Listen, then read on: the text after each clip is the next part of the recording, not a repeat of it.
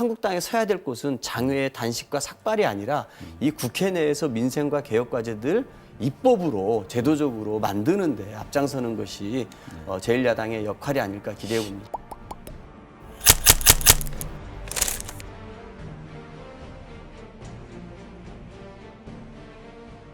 검찰 개혁이 그렇게 중요한데 그동안은 뭐 했냐라는 얘기예요. 검찰 내부 개혁 문제에 있어서는 윤석열 총장을 믿는다. 그동안에 사실 뭐 법무부랑 특히 법무부랑 검찰 간의 갈등 얘기들이 나왔었는데 이 부분은 어떻게 읽으셨습니까? 저는 그렇게 생각합니다. 지금까지 이제 그 정권 초기마다 검찰 개혁 얘기가 나왔습니다만 그때마다 검찰은 뭔가 바짝 뭔가 큰 사건을 수사하는 척하면서 본인들의 권력들을 지켰고 검찰 개혁의 이 칼날들 다 피해갔던 게 지금까지 우리 검찰 개혁이 실패했던 모습 아니겠습니까? 저는 그런 의미에서 이 정부 같은 경우도 검찰 개혁이라는 큰 우리 국민적인 과제를 떠안고 출발했습니다만 아마 조국 사태가 없었다라 그러면 이 문제도 또 흐지부지 됐을 가능성이 큽니다. 저는 그런 의미에서 조국 장관의 그 문제는 좀 가슴 아프지만 어쨌든 조국 장관 사태로 인해서 우리 대한민국에서 이 검찰 개혁이라는 게 정말 중요한 개혁 과제 중에 하나다라는 것들을 국민들 사이에서 인식된 거는 당연한 사실 아니겠습니까? 저는 좀 그런 면에서 살펴봐야 된다고 생각하고요. 특히 이제 검찰 같은 경우는 뭐 조직 문화라든지 수사 관행에서 개혁할 과제들이 많이 있고 이거 스스로 검찰도 법무부하고 협의하면서 개혁 과제들을 밝히지 않았습니까? 특히 이 검찰의 수사 대상이 되는 건 우리 국민들입니다. 이 국민의 기본권과 가장 밀접하게 되어 있는 것이 검찰 개혁과 저는 연관되어 있다고 봅니다. 그런 의미에서 검찰이 직접 수사를 축소하고 밤샘 조사를 폐지하고 그리고 공개 소환으로 죄가 되기도 전에 인격 살인하는 이런 잘못된 관행들에 대해서는 과감하게 폐지하고 개혁을 함으로써 우리 국민의 기본권을 더 확보해 나가야 한다고 생각하고요. 그럼에도 여전히 부족한 건 뭐냐면은 검찰이 자기들의 죄에 대해서는 스스로 엄한 처벌을 못 한다는 겁니다. 그렇기 때문에 검찰 권력을 견제하기 위한 또 다른 기구로서의 고위공직자들 비리수사처를 설치를 해서 판검사, 경찰들, 그리고 국회의원들, 장차관들 이런 사람들만의 죄를 다룰 수 있는 공수처를 만들자고 하는 것이고 국민적 지지도 상당히 높지 않습니까? 저는 이 기회에 이 검찰 개혁이 하나는 국민의 기본권을 더욱더 튼튼하게 지키는 방향, 또 하나는 검찰 스스로 절제하지 못하는 것에 대해서 검찰의 비리를 견제할 수 있는 공수처를 설치하는 것으로 나가는 것이 검찰 개혁이 완성되는 그림이 아닐까 이렇게 생각합니다.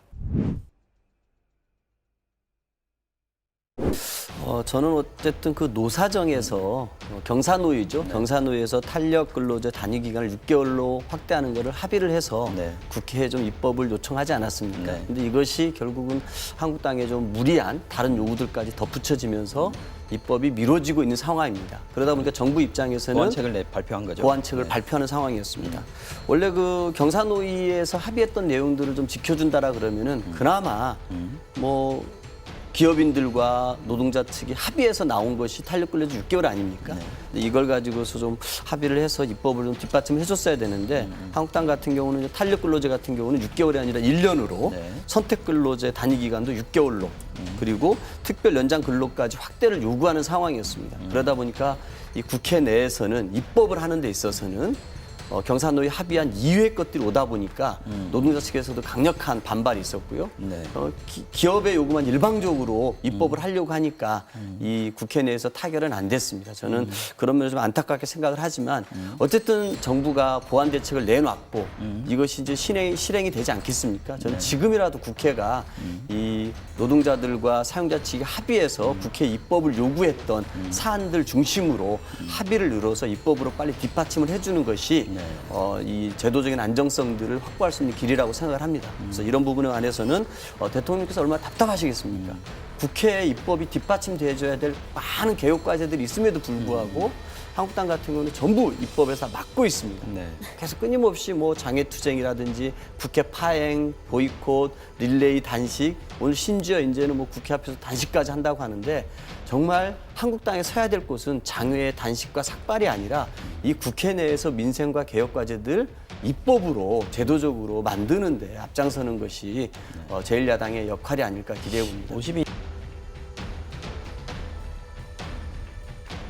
임기 절반이 지났을 수도 있고 임기 절반이 남았을 수도 있습니다. 저는 임기 절반이 남았다고 생각합니다. 네, 이게 이제 클로징 멘트였습니다. 말하자면 뭐 임기 절반을 돈 시점에서 지금 했던 국민과의 대화 시간이었기 때문에 대통령이 하고 싶었던 말이 남아 있다라는 것들을 좀 강조하고 싶었던 것 같은데 어떻게 보셨는지. 아마 이 문재인 대통령이 이제 촛불혁명과 그 힘으로 대통령이 되시지 않았습니까?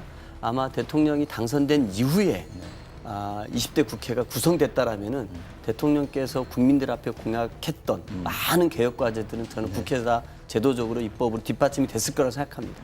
그런데 2016년에 20대 국회가 있었고 국회의 구성은 촛불 민심이 원했던 구성이 아니었기 때문에 대통령이 하고자 하는 많은 개혁 과제들, 국정 과제들이 번번이 한국당의 반대에다 좌절됐던 게 사실입니다. 저는 그런 의미에서 아마 좀 이렇게 임기 2년 반이 남았다는 얘기는 아직도 21대 국회가 새롭게 구성돼서 국민들이 대통령께 원했던 개혁 과제들을 내가 놓치지 않고 그 초심을 변치 않고 챙기겠다라고 하는 강력한 의지를 표명해 주신 거 아닌가 싶고요. 네. 그런 의미에서 저는 검찰 개혁이라든지 선거제라든지 그리고 민생을 챙기는 짧게 문제라든지 해주십시오. 네. 그런 부분들이 21대에서 꼭 풀어야 될 숙제가 아닌가 싶습니다.